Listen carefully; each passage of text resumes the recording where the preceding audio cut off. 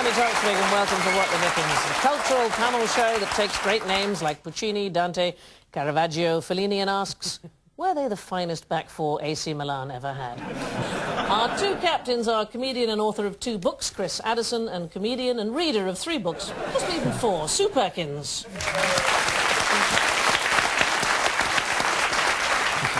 Sue's guest is a comedian and actor whose latest tour was entitled Because I Forgot to Get a Pension.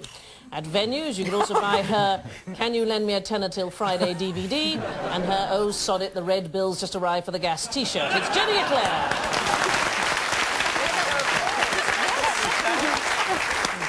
Chris's guest is a comedian who often draws on herself during her act, a practice she began at school and which resulted in her getting a B when she handed herself in at the end of her art A-level. It's Josie Long. Right, the first round is 3 steps to heaven. Our teams are shown 3 images in turn, each offering a clue to a famous film, book, play or musical. 3 points are awarded should they guess the answer from the fiendishly difficult first image, reducing to just 1 for the absurdly easy third picture. So Chris and Josie are going to get us underway. Here is your first picture clue. What do you make of this collection of trousers? It's mainly jeans. They're all segregated. Is it Cry the Beloved Country? I see where you're going with this. Grasping it. Well, you see, the chinos are kept separate from the denim. There's a token black pair there, look. Yeah. Let's have a look at the second picture. It's Gordon Ramsay. It is Britain's favourite foul-mouthed chef. Can you name any of the Gordon Ramsay programmes? I'm really trying to help you here. OK, yeah. Ramsay's Kitchen Nightmares. The F word. Neighbours, that was Ramsay Street. Is it Neighbours? No, it's not Neighbours. Let's have a quick look at the last picture. Wow, I've never seen men dressed like that receiving a suppository before. That's,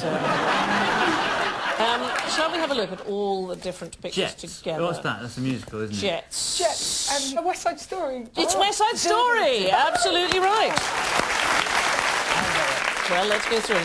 Chino is the name of one of the sharks, whilst 2 of the jets are called Diesel and Pepe, which are both brands of jeans.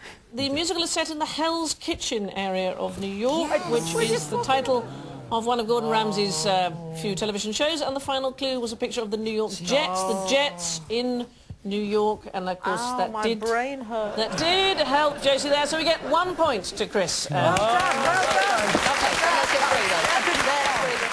Does anybody know what the original title of West Side Story was? East Side Story. It was called East Side Story.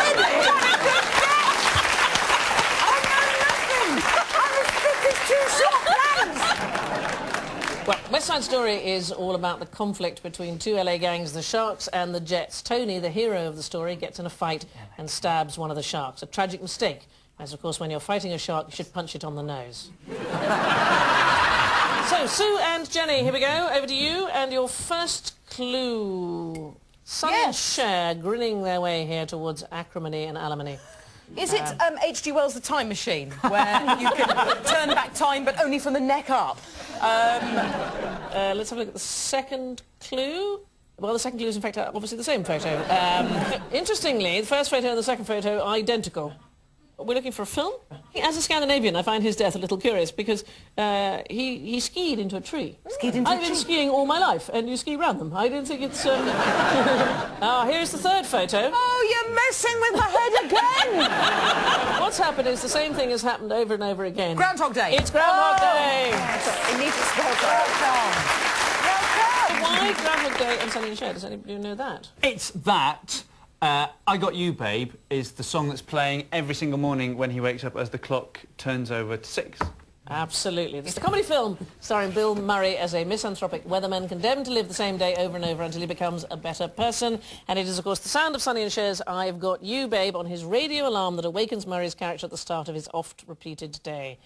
Well, he should count himself lucky it wasn't You're Beautiful by James Blunt. So you get 1 point. Well done. Thank you, my love. Oh, what a film, though. Yeah. I love that film. You like that film? I love that film. Anybody know another name for a groundhog? I don't know what it is. It's a woodchuck. Of course it is. A woodchuck. What's that? How much wood would a woodchuck chuck? Well, we all went to drama school, didn't we? No. How much wood could a woodchuck chuck if a woodchuck could chuck wood? No. As much good wood as a woodchuck could chuck if a woodchuck could chuck wood. Oh, the National Theatre calls! they're saying, don't bother. The plot of Groundhog Day was based on Nietzsche's theory of eternal recurrence, in which he describes a purgatorial penitentiary within which man's each and every previous agony and ecstasy, and indeed all his interim experiences, shall be exactly detailed, replicated and recreated into all perpetuity, that he might re-examine and re-evaluate his own morality, and therefore the actions based upon the same. Well, they do say the best films can be summed up in one sentence.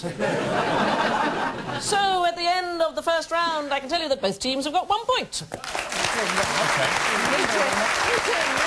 second round is called Yes, and I'm Mickey Mouse. We introduce the teams to members of the public who share their names with famous characters from literature, film or song, and they must attempt to identify who they are by posing questions to which the answer can only be yes or no. And teams have just 90 seconds to cross-examine, after which they must guess the identity of the mystery guest. Chris and Josie, here is your fictional namesake. Hello there, Mr. Guest. Welcome. Have a seat.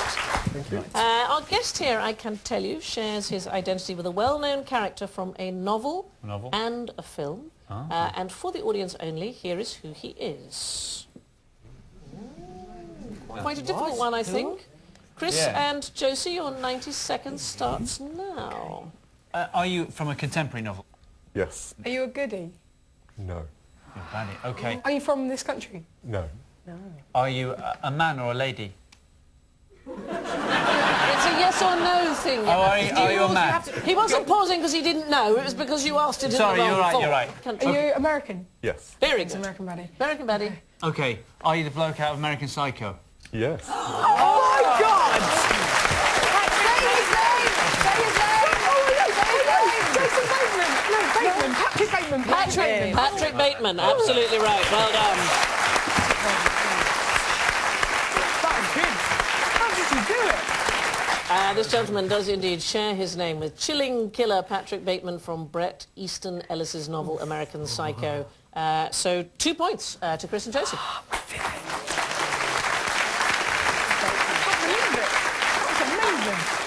What do they call you? Patrick or Pat? What do they call you? Pat. Pat. You don't look scary at all, Pat, are you? I'm not, No. no. What do you do for You're about to say, oh, you a serial killer. Yeah. What do you do for a living? I'm a computer programmer. Oh, That's how they all start. Have you ever used power tools for any other purpose? well, thank you very much, Patrick Bateman. Lovely. Thanks a lot.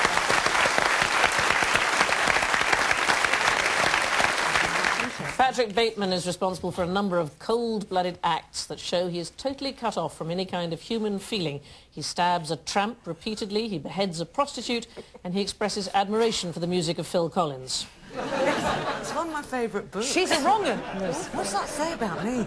I don't know, but we haven't got time for therapy. So 2 points there. Well done. Terrific. Sue and Jenny, a bit of a change this week. We've 2 fictional namesakes for you. Let's meet them.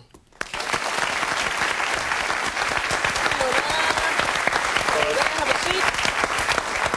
Now, our 2 guests here share their names with characters from one famous novel. And for the audience only, here's who they are.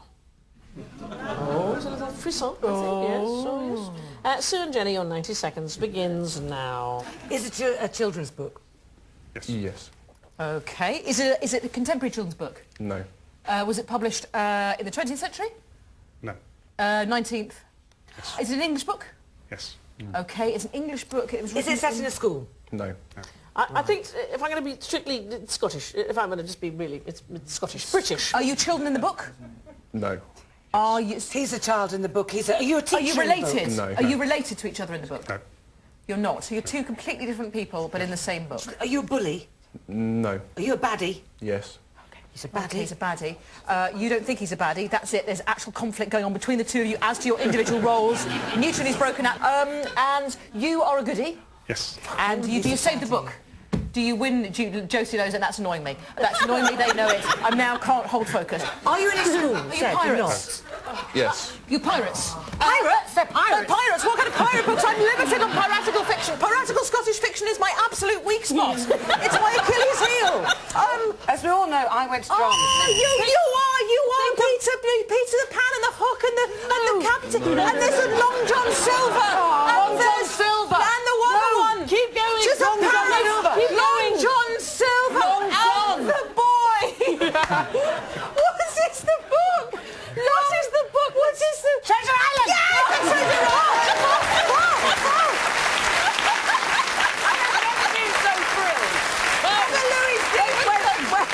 Clearly, they're not called Long John or Silver. But Josie.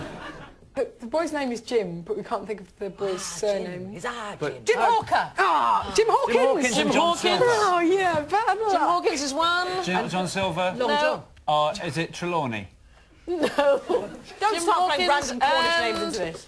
Ben Gunn. Jim Hawkins and Ben Gunn. Oh, my God. You did. I am going to give 1 point to Sue and Jenny for Spence. getting the book, and I'm going to give 1 point to Chris and Josie for guessing correctly the names. Now, I don't even know which is which. Who are you, sir? I'm Jim. You're Jim Hawkins, and you, the process of elimination, you're Long John Silver.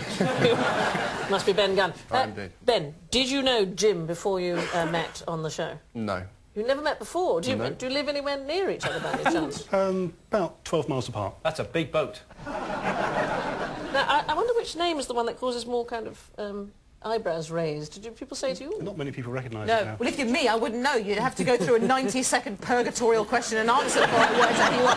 What about you, Ben? Have you ever had any trouble from the name? Not really, no. I get Ben Bang Bang more than anything. Ben Bang Bang. Who are you hanging round with? Thank you very much, Jim Hawkins and Ben Gunn.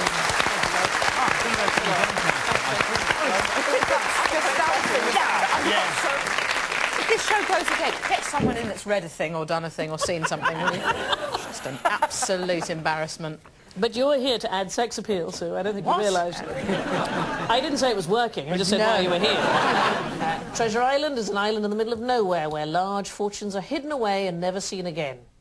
No, wait a minute, that's Iceland, isn't it? So at the end of that round, I can tell you that Sue and Jenny have got 2 points, but Chris and Josie are stonking lead here with 4. Yes. Before we pop off to shiver some timbers, here's a question for you at home. What connects Robert Louis Stevenson with Sir Walter Scott, Robert Burns and the Falkirk Wheel? See you after the break.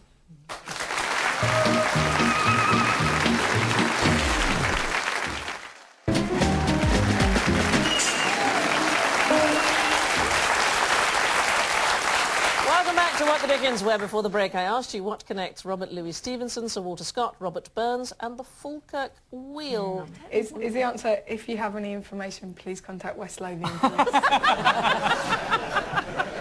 They've all appeared somewhere graphically. Is it on the back of a Scottish pound note?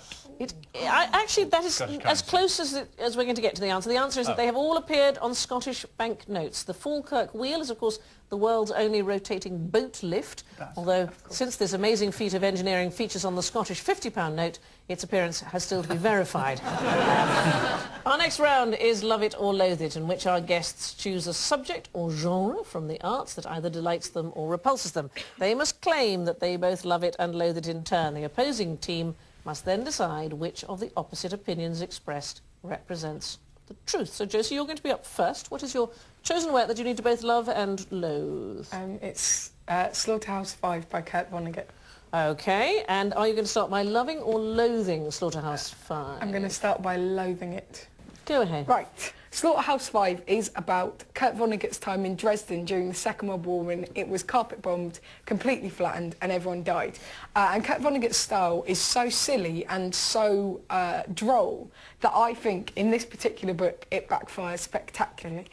This book I find too black and at the same time too frivolous, and for that reason I find it unbearable as the Pussycat Dolls and the film Moulin Rouge. Oh, that's hard.